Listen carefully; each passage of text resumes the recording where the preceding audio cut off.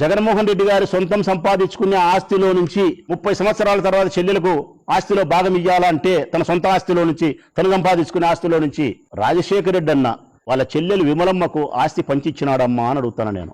లేదు. షర్మిలమ్మ భర్త అనిల్ ఉన్నాడు. మరి ఆమెకు చెల్లెలు ఎంతమంది ఉన్నారో నాకు తెలియదు, కానీ ఉంటే తన తండ్రి సంపాదించిన ఆస్తిని కానీ ఆ తర్వాత అనిల్ సంపాదించుకునే డబ్బులో నుంచి ఆస్తుల్లో నుంచి సగభాగం తన చెల్లెలకు పంచిచ్చినాడా అని అడుగుతానా నేను. అదే వద్దు. ఈరోజు నీ కూతురు, నీ మరిది కూతురు ఎవరినైతే అన్నా న్యాయం చేయని చంద్రబాబు నాయుడు పోయి అడిగిందో, మా అన్న నాకు అన్యాయం చేస్తున్నాడు, నువ్వు న్యాయం చెయ్యన్నా అని చంద్రబాబు నాయుడు పోయి అడిగిందో, ఆ అన్న చంద్రబాబు నాయుడు అన్న ఇద్దరున్నారు చెల్లెళ్ళు, రాజేశ్వరి, హైమావతి, అక్క ఒకరు, చెల్లెలు ఒకరు. ఇచ్చినాడమ్మా. తన తండ్రి ఆస్తి 2 ఎకరాలలో ముక్కాలు ఎకరా పంచుకున్నారా?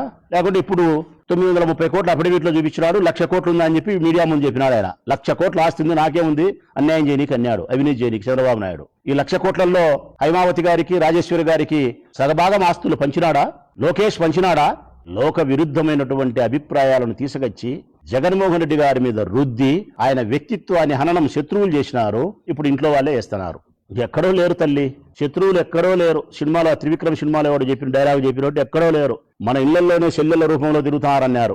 ఇప్పుడు చెల్లెల రూపం అయిపోయి అనలేకపోతానా నేను. అమ్మగారి రూపంలో కూడా నా తల్లి పగబట్టినారే జగన్మోహన్ రెడ్డి గారి మీద. కాంగ్రెస్ పార్టీ పగబట్టింది, జనసేన పార్టీ పగబట్టింది, తెలుగుదేశం పార్టీ పగబట్టింది, ఢిల్లీలో ఉండే పెద్దలు పగబట్టినారు, ఇంట్లో ఉండే చెల్లెలు పగబట్టింది, అమ్మ ఆదరణ కరువైంది. మేము తప్ప ఎవరుండారు తల్లింగా? ప్రజలు, మేము, ఆ పైనుండే దేవుడు ఉండాడు. మీరు చెప్పినారు కదా దేవునికి అన్నీ తెలుసని. ఎస్, దేవునికి అన్నీ తెలుసు.